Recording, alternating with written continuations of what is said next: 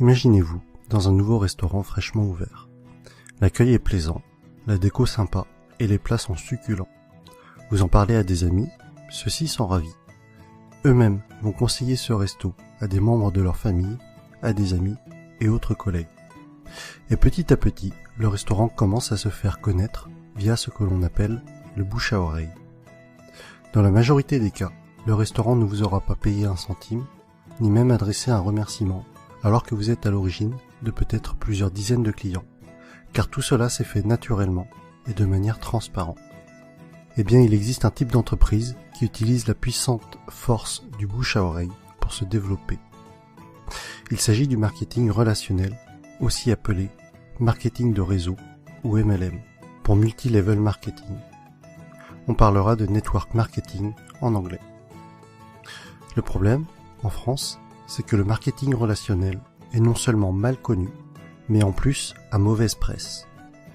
En effet, trop souvent, les médias n'en parlent que dans le cas d'arnaque, et malheureusement, il en existe, et très rarement comme une possibilité de réussir. Les médias, pour attirer de l'audience, doivent faire dans le scandale, dans ce qui choque. Mais ceci est un autre débat.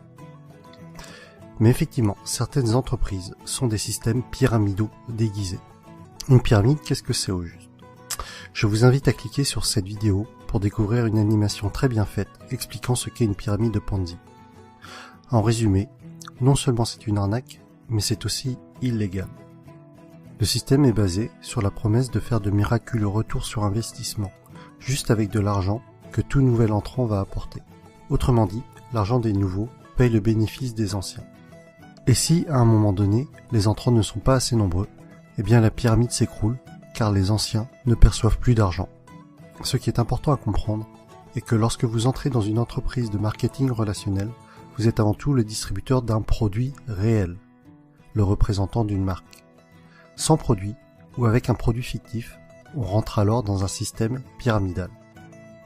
D'autre part, dans une pyramide, les anciens sont forcément plus riches que les nouveaux. Dans le MLM, même si plus vous rentrez tôt, plus vous êtes avantagé, cela ne garantit pas du tout votre succès. Un nouveau filleul peut très bien mieux développer son affaire et faire mieux que son parent. Ainsi, dans une entreprise de marketing relationnel, tout le monde est au même stade au début. Mais plus elle va grossir et plus elle va avoir d'impact et être puissante. C'est vraiment la force du réseau qui fait qu'une MLM est puissante. Et Robert Kiyosaki insiste vraiment sur ce point dans le livre « L'entreprise du XXIe siècle ». Le pouvoir n'est pas dans le produit, mais dans le réseau.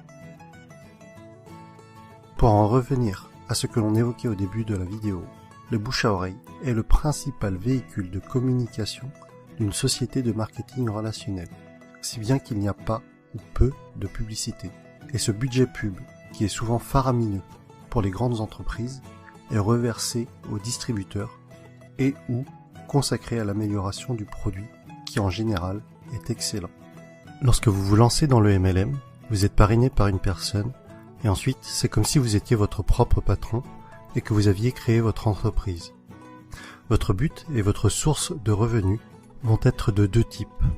Soit en parlant du produit autour de vous et en le revendant, soit en parrainant d'autres personnes qui elles-mêmes vont devenir distributeurs.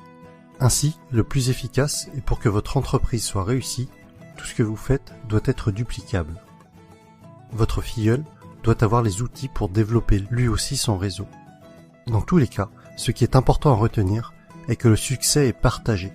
Si votre filleul échoue, vous échouez d'une certaine façon.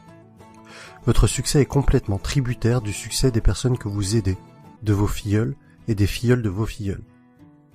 L'accent doit être mis sur le déploiement de votre réseau et pas sur les ventes directes.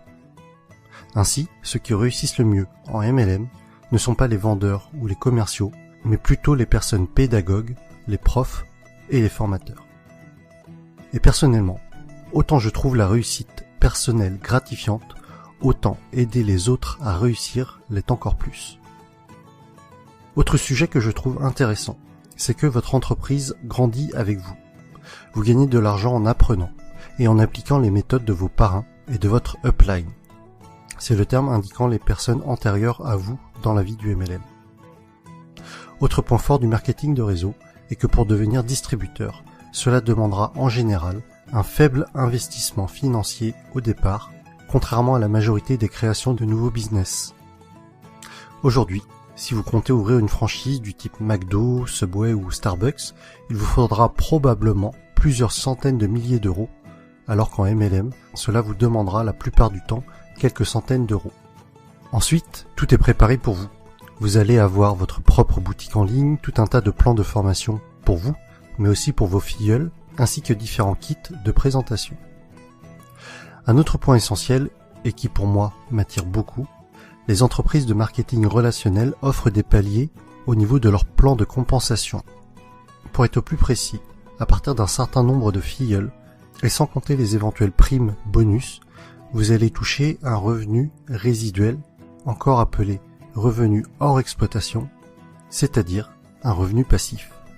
Les bonnes MLM sont donc de formidables véhicules vers l'indépendance financière de fait de ce revenu passif engendré par le parrainage d'autres personnes. Je rajoute que les MLM sont un type d'entreprise qui a une croissance des plus fulgurantes à l'échelle mondiale ces dernières années. Aux USA, ça a vraiment explosé depuis les années 90. Et avec Internet, c'est encore plus facile d'augmenter son réseau qu'auparavant. De plus, c'est une activité que l'on peut tout à fait démarrer sur notre temps libre pour un revenu complémentaire au début. Il faudra alors se déclarer en auto-entrepreneur avec le statut de VDI, c'est-à-dire vendeur à domicile indépendant. J'insiste tout de même sur le fait de bien vérifier un certain nombre de points avant de vous engager dans une entreprise de marketing relationnel, afin de ne pas tomber sur une pyramide Ponzi déguisée. Voici le type de questions qu'il faut vous poser avant de vous engager dans une entreprise de ce type. Est-ce qu'il y a des bureaux réels? À quels endroits géographiques? Se trouve-t-il dans des paradis fiscaux? Quel est l'historique de l'entreprise? Quelle est la réputation de cette entreprise? Quels sont les avis d'autres personnes sur celle-ci?